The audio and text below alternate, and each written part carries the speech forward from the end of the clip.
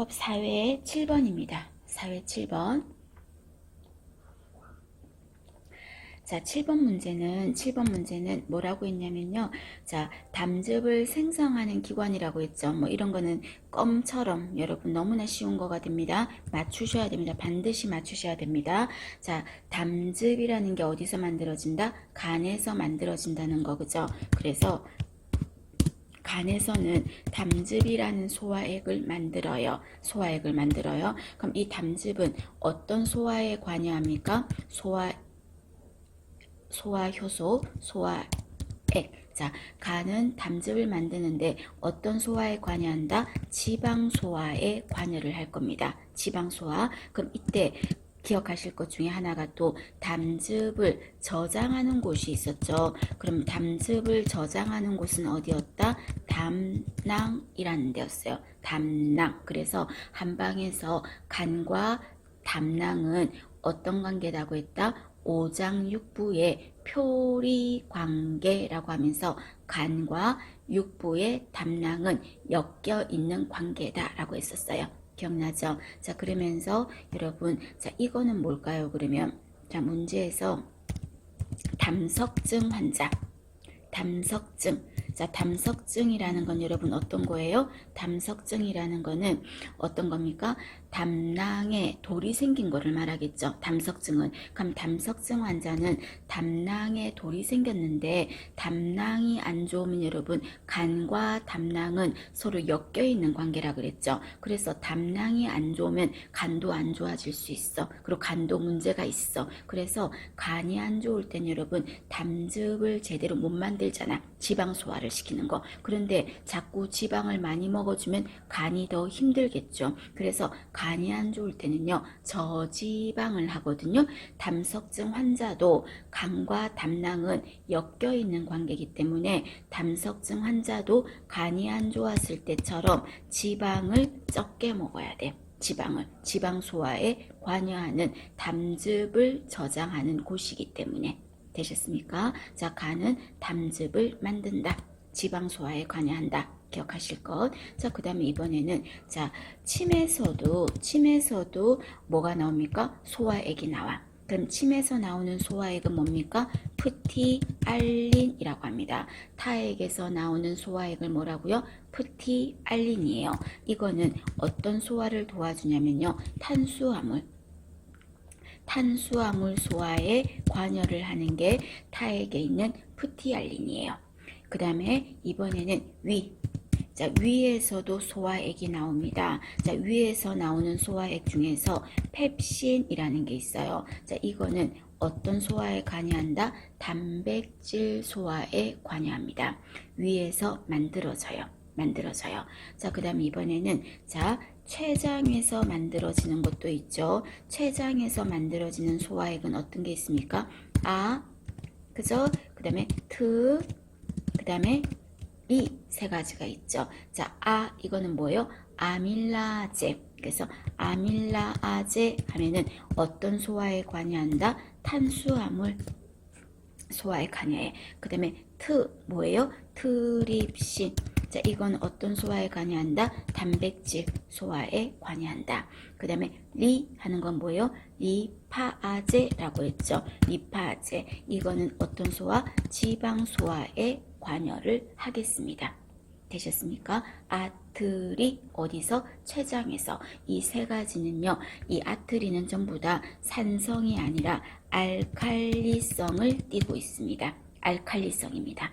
되셨습니까? 자, 그 다음에 이번에는 장에서 만들어지는 소화액도 있어요. 장에서 만들어지는 거. 그러면 장에서 만들어지는 소화액은 어떤 게 있습니까? 할 때 장애인 말락. 자, 장애인 말락이라고 하겠습니다. 자, 장에서 만들어지는 거에 뭐가 있다? 들어갔어요. 뭐다? 에렙신이라는 게 있습니다. 장에서 만들어지는 거 하면 에렙신 되셨습니까? 그 다음에 인 나왔죠. 자, 인 하는 건 이거는 뭐다? 인베르타아제 하는 겁니다. 인베르타아제. 이거 어디서 만들어진다? 소장에서 만들어지는 거예요. 인베르타제. 그 다음에 이번에는 말, 뭐냐면 말타아제, 이것도 장에서 만들어져요. 소장에서요. 그 다음에 락타아제 하는 거, 이것도 소장에서 만들어져요. 그래서 장에서 만들어지는 소화에 가면은 장애인 말락, 우리 시험에 쓰라고 안 나오니까 장애인 말락, 이렇게 알아두실 것. 되셨습니까? 장에서 만들어지는 거. 그래서 아제 붙으면 장에서 만들어지는 거. 되셨어요? 자, 그런 거 여러분들이 조금 정리해서 소화액 하면은 이런 것 등이 들어간다 하는 거 알아두실 것. 외워야 됩니까? 네, 외우셔야 돼.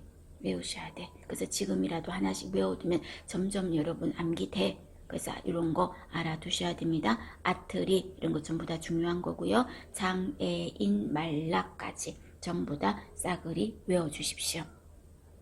자, 그러면 담즙을 생성하는 곳은 간이다. 그리고 위에서는 금방 뭐가 만들어진댔어요? 펩신. 그죠? 그 다음에 5번에 있는 소장에서는 뭐가 만들어진다 그랬어요? 금방 장애인 말락 해서 에렙신, 인베르타제, 말타제, 락타제 만들어진다 그랬죠. 기억하실 것. 자, 그 다음에 8번에 보십니다. 8번에 금방 나왔잖아요. 자, 8번에는 자, 췌장은 소화효소도 만들고 호르몬도 분비한다 그랬죠. 그럼 이 췌장에서는요, 소화액 어떤 거 만들었어요? 금방 아트리 만든다 그랬죠. 그러면서 호르몬을 분비한다고 했거든요. 그럼 이때 호르몬 뭐를 만듭니까? 혈당을 떨어지게 하는 인슐린 만들어내겠죠. 그 다음 이번에는 혈당을 올려주는 것도 췌장에서 만들어. 그게 이름이 뭐예요? 글루카곤이라는 거를 분비하죠. 그래서 췌장은요, 소화액도 만들고 호르몬도 만들고. 되셨습니까? 알아두실 것. 그래서 답은 여기서 2번 아트리 세 가지고요. 옆에다가 알칼리성이다 라는 거 적어두세요. 알칼리성이다. 자, 그 다음에 9번에 보겠습니다. 자, 9번에 보시면 자, 9번 문제는 세 번째 줄에 볼까요? 가정분만을 한대요. 그럼 가정분만을 하다 보면은 제대를 자를 때 아셉틱하게 멸균적으로 못할 가능성이 높죠. 그죠? 멸균된 게 없다면. 그러면 이때 제대를 자르면서 균이 탯줄을 타고 들어가서 생기는 감염성 질환이 뭐가 있습니까? 파상풍이라는 거죠. 그래서 이 파상풍은 모성간호에서 가정분만 시 가장 오기 쉽다. 그런 말 있을 거고요. 또는 불결한 제대 절단, 불결하게 제대를 절단하는 기구가 좀 멸균적이지 않은 거죠. 오염된 거죠. 그런 걸로 절단했을 때 감염되기 쉬운 질환 하면은 파상풍이 되겠습니다. 되셨습니까? 그럼 이때 파상풍을 막으려면 어떻게 해야 됩니까? 제대를 자를 때 소독된 가위를 써야 되겠죠. 당연히 불결하게 만드는 거죠. 그럼 이때 파상풍은 세균입니까? 바이러스입니까? 이거는 세균이야. 세균 때문에 생기는 거예요. 바이러스 아니에요. 그럼 이때 이 파상풍은 균의 특징이 어떤 특징을 가지고 있다? 아주 구멍이 좁은 상처 안에 들어가서 살거든요. 녹슨 못에 찔렸다고 생각해봐요. 그러면 구멍이 좁은 데서 깊이 기어 들어가서 사는 거지. 외부 공기를 좋아한다, 싫어한다? 숨어서 사니까 싫어하는 균이에요. 그래서 공기를 싫어한다, 혐오한다, 혐기성 균이라고 해도 되겠죠. 혐기성 균이야. 그리고 이 균은요, 아포를 100도에서도 절대 죽지 않는 아포를 형성하는 균입니다. 그리고 이 파상풍균은요, 신경을 딛다 좋아해요. 다른 조직을 안 좋아하고요. 신경 조직을 침범할 거야. 그래서 신경 조직 친화성 균이다. 그러면 신경 조직을 침범하면 어떤 일이 생깁니까? 경련을 해. 경련을. 그래서 파상풍의 3대 증상이 뭡니까? 하면은 경련 때문에 일어나는 어떤 거? 등이 활처럼 휘는 거. 등이 활처럼 휘어지는 후궁 반장. 그 다음에 등이 활처럼 휘어지는 후궁반장, 그 다음에 턱 근육이 경련으로 인해서 하다 보니까 벌어지지가 않아. 이걸 뭐라고 한다? 아관긴급. 아관긴급. 턱 근육이 벌어지지 않는 거예요. 아관긴급. 되셨습니까? 자, 그 다음에 세 번째는 입가가 경련으로 실룩실룩 되고 있어서 멀리서 보면 얼핏 봤을 때 비웃는 것처럼 보여. 조소. 자, 이게 파상풍의 증상이에요. 3대 증상에 들어가겠습니다. 되셨습니까? 알아두실 것. 그래서 파상풍은 어떤 문제가 생긴다? 경련이 유발될 수 있다는 거예요. 가정분만할 때 오기 쉽다는 거 봐주시고, 자, 그 다음에 여러분, 우리가 신생아에게 가장 감염이 잘 일어나는 부위.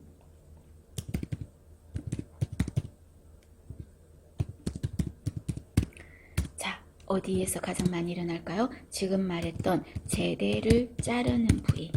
제대 컷하는 부위. 자, 여기서 생기는 감염병이 아까 뭐였어요? 파상풍 이런 거 생기는 거죠. 또 어디서 생긴다? 눈에요. 눈. 그래서 눈에는 엄마가 예를 들어서 임질 성병에 걸렸을 때 임균이 아기가 분만하면서 질을 통해서 나올 때 어디에 들어간다 그랬어요? 눈에 들어간다 그랬죠. 그래서 아기 눈에 들어가서 뭘 초래한다? 임균성 암염을 초래한다 그랬죠. 그래서 이거를가 잘생기니까 눈 잘생겨. 그 다음에 또 세 번째는요. 피부가 아기들은 어쨌든 얇잖아. 그래서 피부가 얇기 때문에 피부에 감염이 일어나기가 쉽다. 그래서 신생아에게 감염이 잘 일어나는 부위 하면은 세 군데가 제대절단부, 그리고 눈, 그리고 세 번째가 피부 해서 세 군데입니다. 정리하세요. 알아두실 것. 자, 그 다음에 10번입니다. 다음 페이지 볼게요. 자, 10번입니다. 자, 10번 문제는 뭐라고 했냐면 위장 질환 환자의 시기예요. 그럼 위장이 안 좋대요. 그럼 위장이 안 좋은 환자는 기름기를 많이 먹으면 안 되지 않을까? 그죠? 위가 안 좋으니까, 위장이 안 좋으니까. 그래서 저지방 식사를 해야 돼요. 저지방으로 먹어야 되죠. 기름기 안 좋을 거야. 그 다음에 두 번째는요. 한 번에 2번에 보면 많이 주도록 한다. 이런 거는 어떤 거에도 보기에 정답 없어. 한 번에 많이 준다 이건 없어요. 그럼 어떻게 주는 걸로 다 대부분 나와요? 소량씩 자주 준다. 소량씩 자주 준다. 그렇게 해야 되고, 그리고 위장이 안 좋으니까 식사는 정답은 3번이죠. 어떻게 먹어야 돼? 부드럽게 먹어야 되겠죠. 부드러운 음식을 제공하는 거죠. 부드러운 음식을 제공하겠습니다. 그리고 이때 이 환자는요, 위장이 안 좋으면 설사 같은 것도 할 수가 있겠죠. 그럼 설사 같은 거 할 때 여러분 4번에 보면 고섬유질 음식은 어때요? 설사를 더 유발할 수 있죠. 변을 모르게 만들 수 있잖아요. 모르게. 그죠? 그래서 이 위장이 안 좋을 때는요, 저섬유질 식사가 좋아요. 오히려 설사가 생길 수 있을까 봐서요. 생길까봐 저섬유질 식사를 하겠습니다. 그리고 조금 전에 말했다시피 딱딱한 음식은 안 좋아요. 부드러운 식사를 한다는 거. 되시겠습니까? 이게 10번의 문제입니다. 정답은 3번. 그 다음에 11번에 볼게요. 11번에. 자, 11번에 보시면, 자, 우리가 정상 소변의 성분. 정상 소변에는 뭐가 들어있다? 단백질 찌꺼기 중에서 요소, 요산, 그 다음에 크레아틴, 그 다음에 또 모기, 염류 이런 것 등이 들어있어요. 정상 소변에는 들어있어요. 자, 그 다음에 두 번째는 정상 소변은 양이 보통 얼마입니까? 이 말이에요. 정상적으로 양은, 자, 하루에 보는 양은요, 하루에 1500에서 2000cc 정도를 봐요. 이거를 시간당으로 한다면 시간당 얼마 정도 본다? 50cc 정도를 보겠습니다. 알아야 됩니까? 네, 숫자 아셔야 됩니다. 자, 그 다음에 이번에는 세 번째 정상은 이렇게 보는 게 이 정도의 양이 정상인데 하루 소변량이요. 하루 소변량이 2500cc 이상 보는 거야. 그럼 그걸 뭐라고 할까요? 너무 많이 보지. 다뇨라고 합니다. 그래서 다뇨는 하루 2500 이상 볼 때, 그럴 때를 다뇨라고 하겠습니다. 자, 이번에는 반대로 소변의 양이 너무 적어. 그걸 뭐라고 할까요? 핍뇨라고 할게요. 그럼 핍뇨의 기준은 하루 소변량이요. 400에서 500 이하야. 이거를 시간당으로 했을 때요. 시간당 30cc 이하예요. 그래서 핍뇨는 중요해요. 핍뇨는 하루 4, 500 이하, 그것보다 더 중요한 거는 시간당 30 이하인 거는 핍뇨기 때문에 수술 끝난 환자가 시간당 30cc 이하로 소변을 본다. 이때 어떻게 해야 된다? 즉시 보고를 하도록 한다. 그게 답이에요. 되셨어요? 자, 핍뇨 기준 알아두실 것. 자, 그 다음에 이번에는 정상적으로 소변을 본 다음에요. 방광에 남아있는 소변, 그걸 뭐라고 할까요? 잔뇨라고 하겠습니다. 자, 잔뇨라는 거는 정상적으로 소변을 보고 나서 방광에 남아있는 양이에요. 그게요, 얼마 이하라 되냐면 50 이하인 게 좋아요. 그러니까 조금은 남아있을 수 있어. 그런데 50 이하라야 돼요. 근데 만약에 소변이 남아있는 게 60cc 이상이에요. 60cc 이상 남아있다면 이거는 뭐를 의심할 수 있다? 소변이 안에 너무 많아. 소변이 너무 안에서 머물러 있는 거예요. 안 나가고 요 정체가 의심되죠. 그러면 고여 있으니까 당연히 뭐가 일어날까? 썩겠지. 감염 이런 거를 의심할 수 있어요. 되셨습니까? 그럼 이때 잔뇨량이 정상적으로 소변을 본 후 방광에 남아있는 양을 말하는데 얼마나 남아있는지 본인이 어떻게 알아? 모르죠. 그죠? 그럼 이때 당연히 잔뇨량을 체크할 때는 소변줄을 꽂아야 돼. 그럼 이때는 한 번 하고 바로 빼는 소변줄, 단순 도뇨를 실시하겠죠. 잔뇨량을 체크할 때는. 되셨습니까? 봐주실 것. 자, 그 다음에 이번에는 6번. 자, 소변이 생성되었으나 어디서? 신장에서요. 만들어졌으나 방광에서 배설이 되지 않는 상태예요. 방광에서 소변이 나가지 않고 있어요. 자, 이런 거를 뭐라고 합니까? 소변이 안에서 막힌 듯이 안 나왔다, 막혀 있다 이 말이죠. 안 나오고 폐뇨라고 하겠습니다. 폐뇨라는 말은 소변은 만들어는 졌는데 방광에서 배설이 안 되는 거, 그거를 폐뇨라고 부르겠습니다. 되셨습니까? 그래서 보기 5번에 보시면 방광에는 요가 차 있으나 배설이 안 되는 것을 말한다. 그게 답인 거죠. 봐주실 것.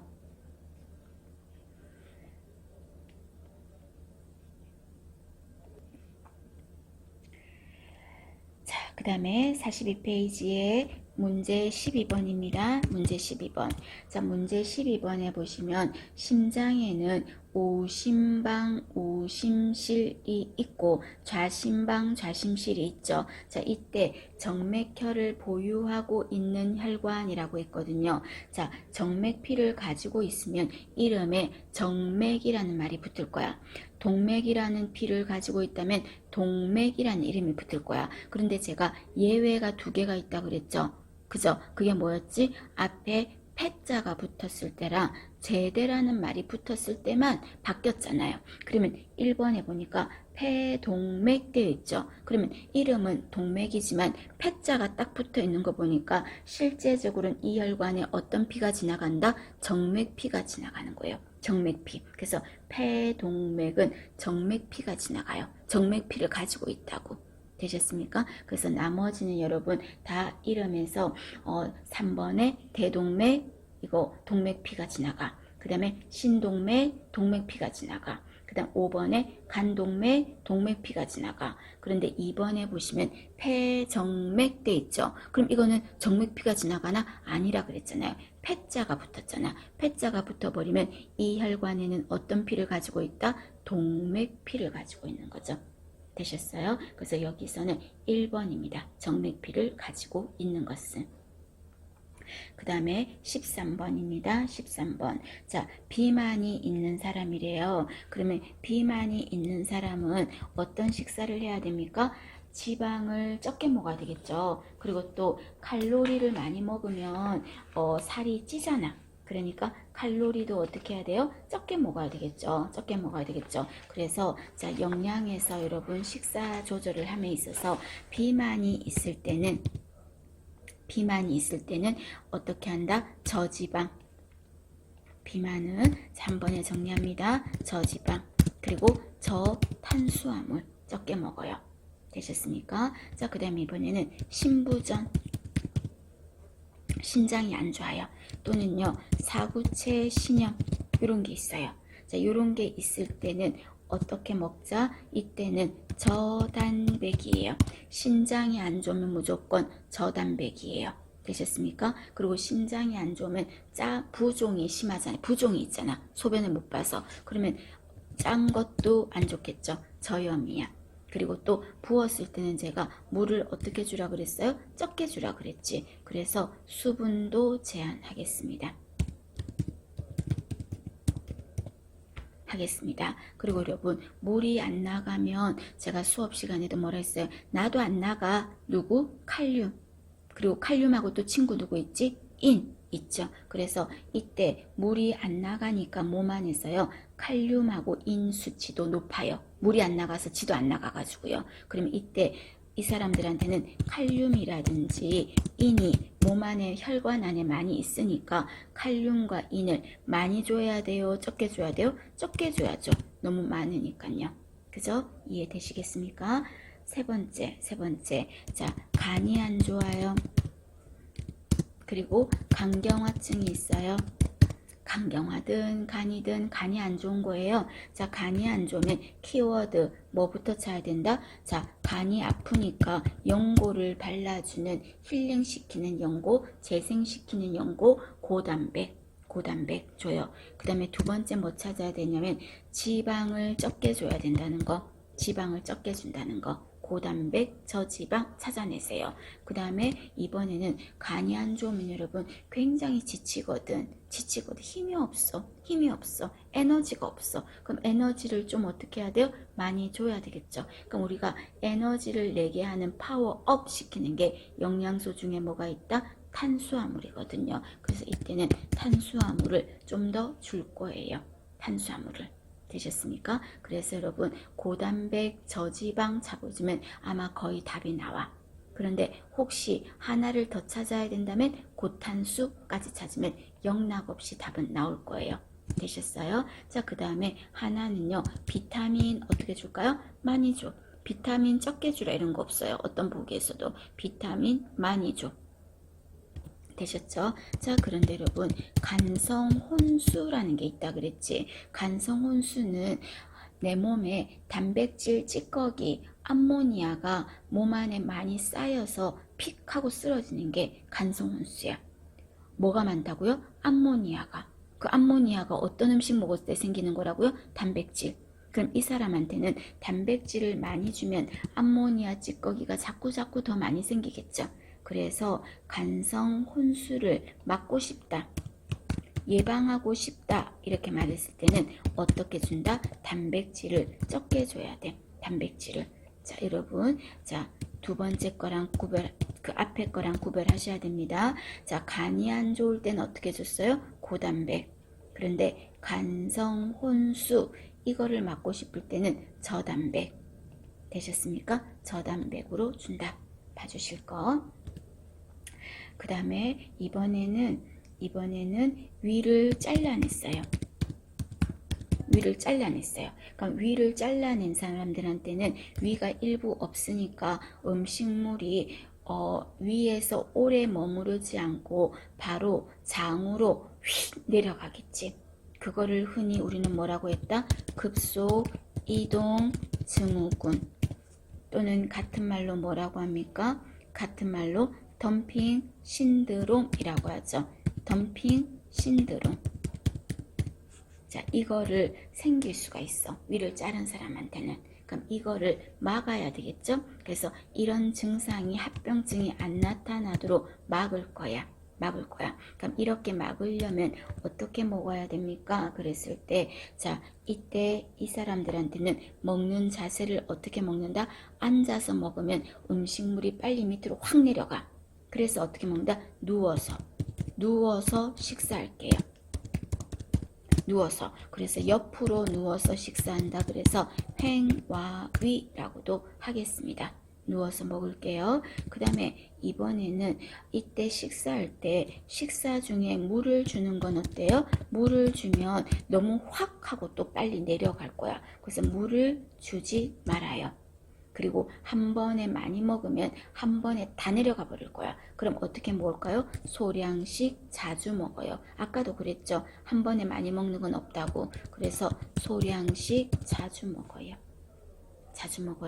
자, 그 다음에 이 환자한테는 먹고 나서요, 일어나서 걸어 다니면 너무 빨리 확 다 내려가. 그래서 식사하고 나서 30분 정도는 어떻게 있어라? 누워 있어요. 소화가 빨리 안 되게. 되셨습니까? 자, 그 다음에 이번에는 이 환자가 빨리 소화가 안 되게 하려면요, 기름기를 좀 많이 먹어야 되지 않나? 그래서 지방의 섭취를 어떻게 할까요? 증가시킬게요. 지방 섭취를 증가시키겠습니다. 되셨습니까? 자, 이런 게 덤핑 신드롬 예방법이라는 거 봐주세요. 자, 그리고 이때 기름기는 좀 많이 먹어주지만요, 탄수화물은 좀 어떻게 하는 게 좋다? 탄수화물은 배가 빨리 꺼져요. 빨리 꺼져버려. 그래서 탄수화물은 배가 빨리 꺼지면 안 된다니까, 덤핑 신드롬은. 그래서 탄수화물은 어떻게 주자? 저탄수화물로 주겠습니다. 되셨습니까? 같이 봐주십시오.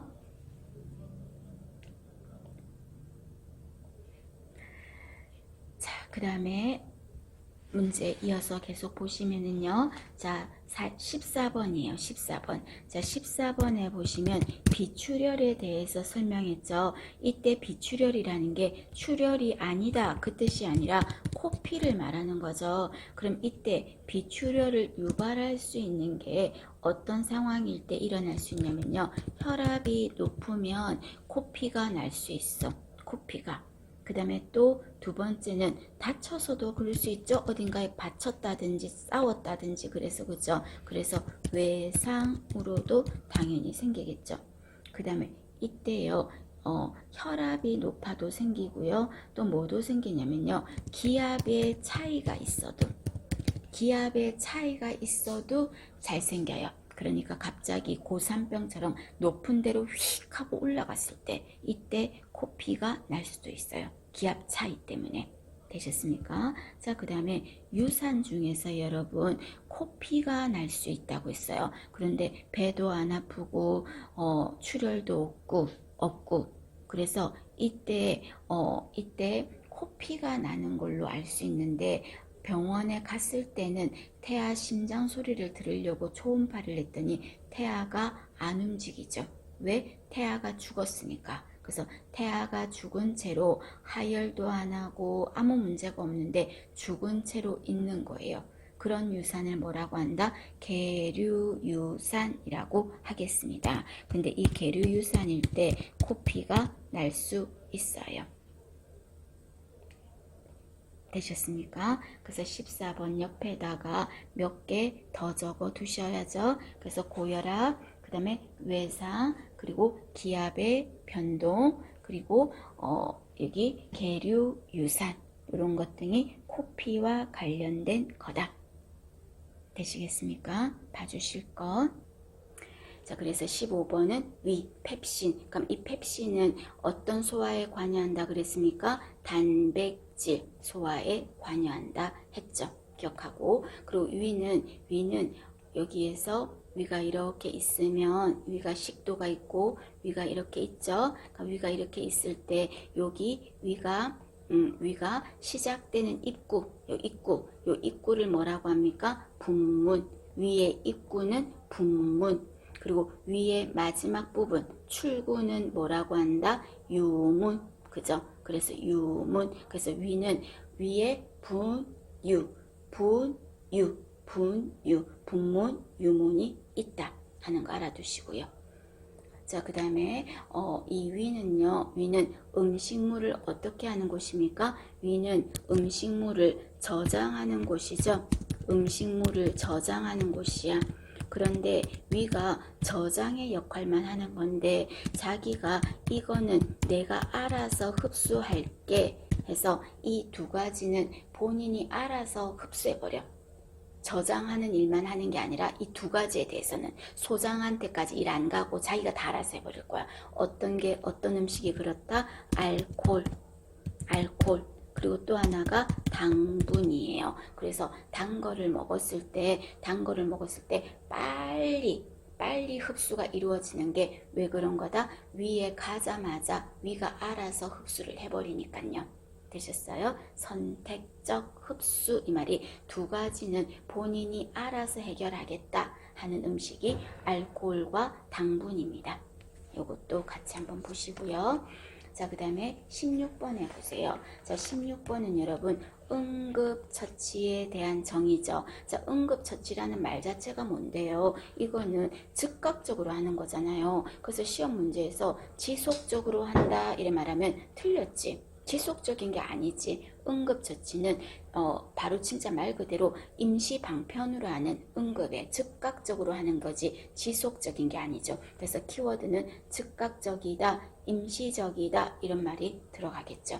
정답은 2번입니다. 되시겠습니까? 자, 그 다음에 이번에는 17번입니다. 17번. 자, 17번에 보시면 자, 가진통과 진진통을 구별하는 문제가 있죠. 그래서 우리가 분만의 전구 증상.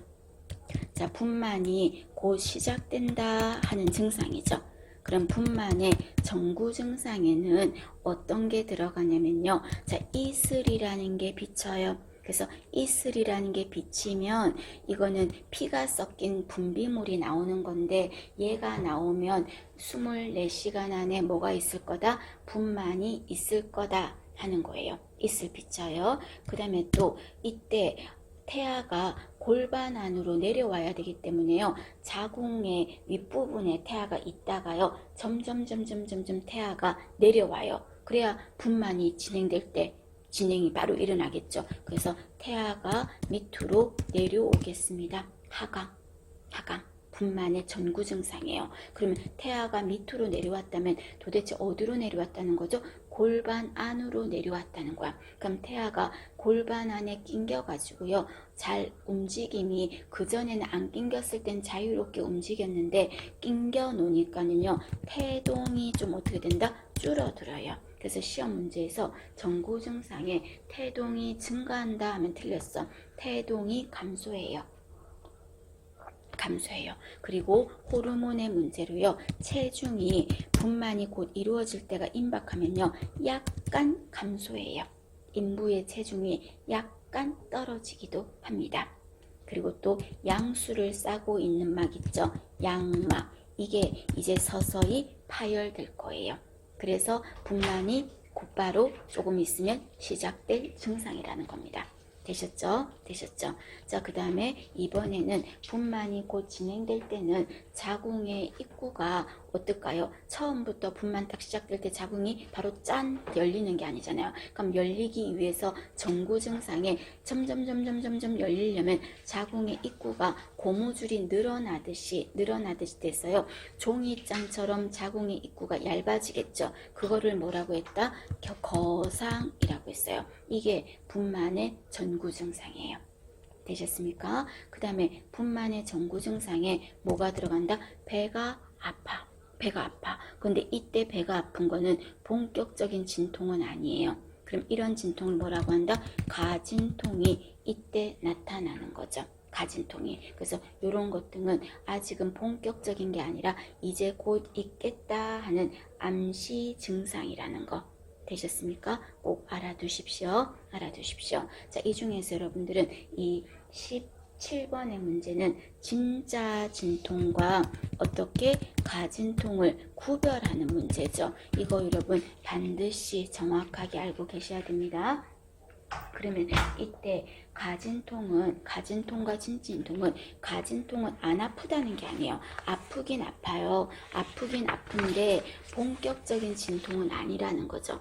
그러면 진진통은 진짜 이거는 본격적인 진통이다. 그거예요. 그러면 진짜 진통은 굉장히 규칙적이에요. 그런데 가진통은 여러분 어떠냐면요. 특징이 불규칙적이에요. 그래서 지금 현재 아팠다가 하루 종일 또 멀쩡하다가 이래요. 근데 진짜 진통은 몇 분 간격으로 진짜 지속적으로 일정하게 아파요.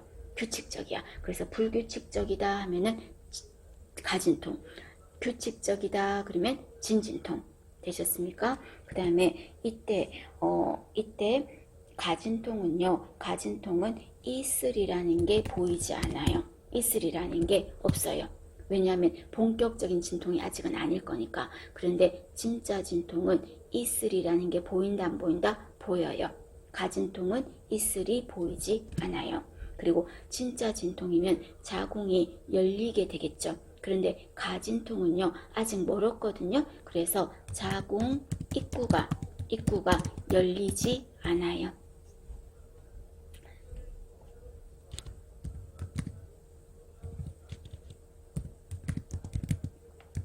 입구가 열려 있지 않아요.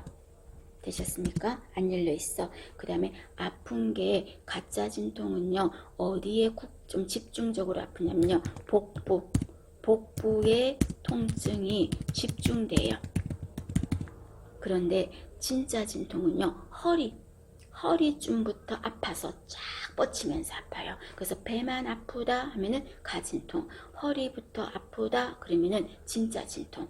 그리고 가진통은요 걸어도 더 아픈 거 없어요. 오히려 걸었더니 아까는 아팠는데 걸었더니 안 아파요. 그거는 가진통이에요. 그런데 진짜 진통은 여러분 어떠냐면요 걸으면 더 아파. 그래서 걸었을 때 더 아프다 이런 말하면 진진통, 걸었더니 더 괜찮던데 하면은 가진통. 되셨습니까? 자, 그 다음에 진짜 진통은요 통증의 주기가 어때요? 주기라는 말은 얼마나 자주 아프냐는 거예요. 진짜 진통은요 자주 더 아플 거야. 그래서 통증의 주기가 짧아지거든요. 근데 얘는 통증의 주기 이런 거하고 상관없어. 그리고 또 지속 시간 이것도요 진짜 진통은 한 번 진통하면 점점 엄청 더 많이 아픈 시간이 길어지는데 가진통은 그런 것도 없어. 그래서 이런 거와 관련이 없어요.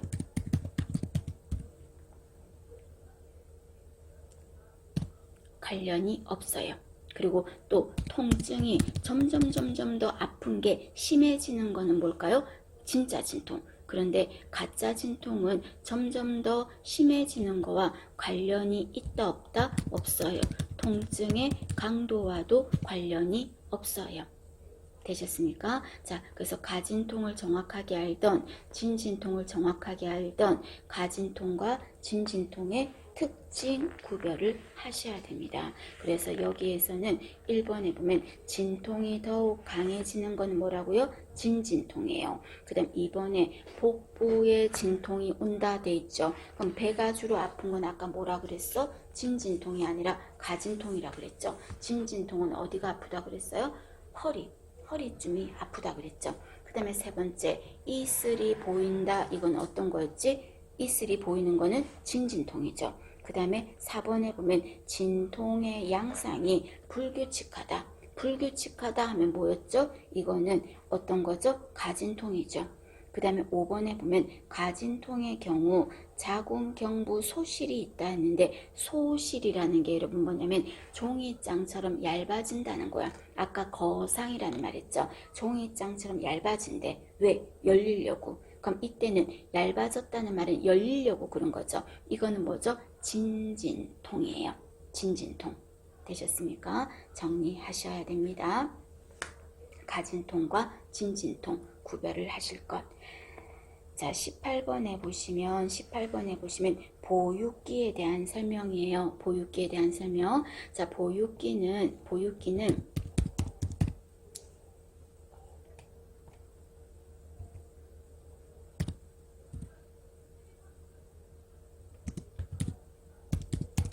보육기는 안에 온도와 습도와 산소가 세팅되어 있어야 되겠죠. 그럼 이때 보육기 안의 온도는 몇 도가 정상입니까? 30에서 32도.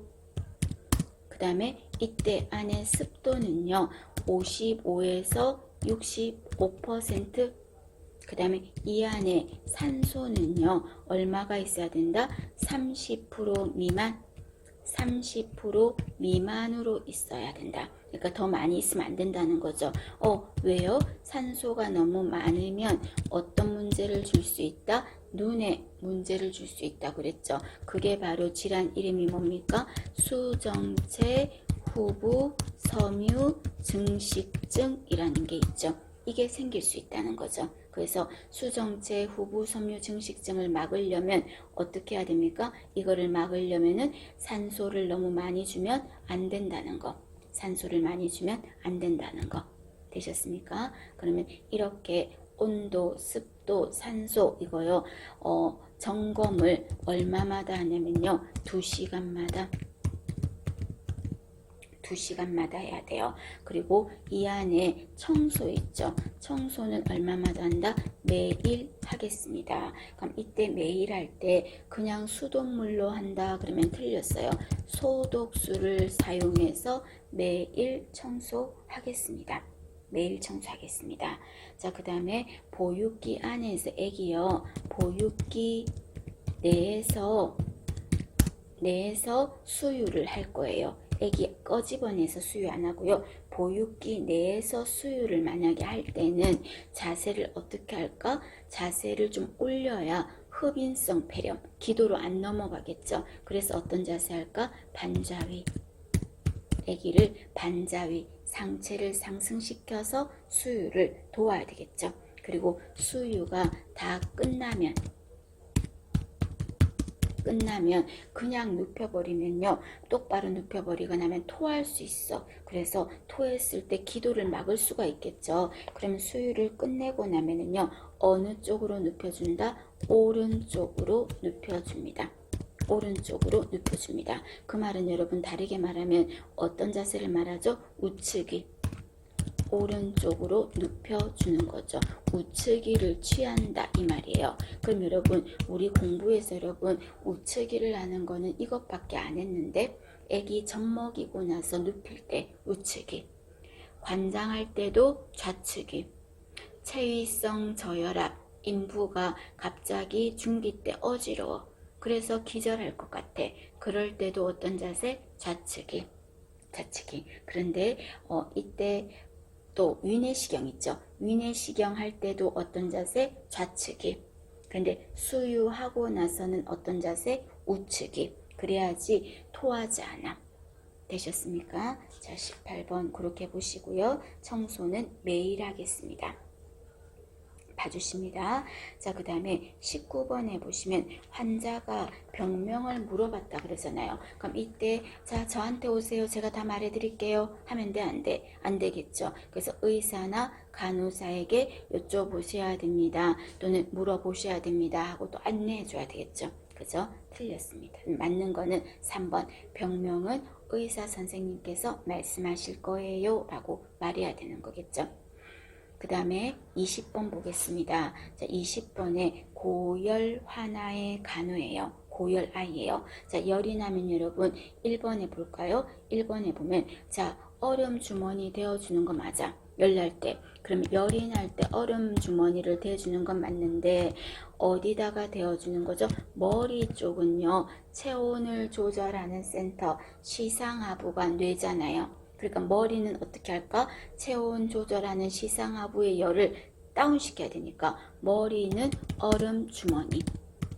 즉 쉽게 말해서 머리는 차게 하라는 거예요. 그런데 온 사지를 다 차게 하면 또 혈액순환이 안 될 수가 있어. 그래서 머리는 얼음 주머니, 그리고 발 쪽은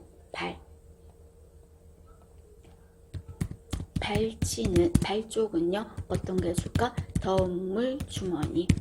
혈액순환 때문에 거꾸로 하시면 안 돼요. 그래서 머리를 차갑게 하는 거예요. 그리고 발은 따뜻하게. 되셨습니까? 1번은 머리와 발에 얼음 주머니 다 된다는 거는 틀린 거죠. 그 다음 이때 자 열이 나니까 땀이 막 났겠지. 그럼 또 뭐에 빠질 수 있어? 탈수가 일어날 수 있겠죠. 그래서 수분의 섭취를 어떻게 할까요? 늘려. 수분의 섭취를 증가시키겠습니다. 되셨습니까? 증가시켜. 그리고 이때 3번에 보니까 담요를 덮어서 오한을 예방한다. 열나는데 여러분 시원하게 해야 되지 않을까? 그래서 열날 때는 시원하게 해줘야 되겠죠. 그 다음에 4번에 보시면 옷을 벗기고 서늘한 환경. 맞네요. 정답은 4번이에요. 그 다음에 열이 날 땐 여러분 어떤 목욕도 좋다. 미지근한 물로 닦이는 것도 좋아요. 아까 미지근한 물은 소양증일 텐데 맞아요. 미온수 하면은 소양증에도 쓰이고 열날 때도 쓰이고 두 가지. 되셨습니까? 자, 그 다음에 이때 미지근한 물로 닦아주고 나면 체온이 얼마나 떨어졌는지 확인해야 되겠죠. 그런데 닦아주고 나서 바로 확인하면 정확하게 비교할 수가 없어요. 그래서 닦아주고 나서 얼마 뒤에 미온수로 찜질하고 나서 미온수로 찜질 후에 몇 분 뒤에 30분 뒤에 체온을 측정하겠습니다. 다시 적어보겠습니다. 찜질하고 나서 30분 뒤에 체온을 다시 체크해 볼게요. 그래서 5번에 보면 왜 틀렸어요? 미지근한 물로 찜질하고 즉시 다시 재는 게 아니라 30분 뒤에 재겠습니다. 되셨습니까? 알아두셔야 됩니다. 전체적으로 봐주세요.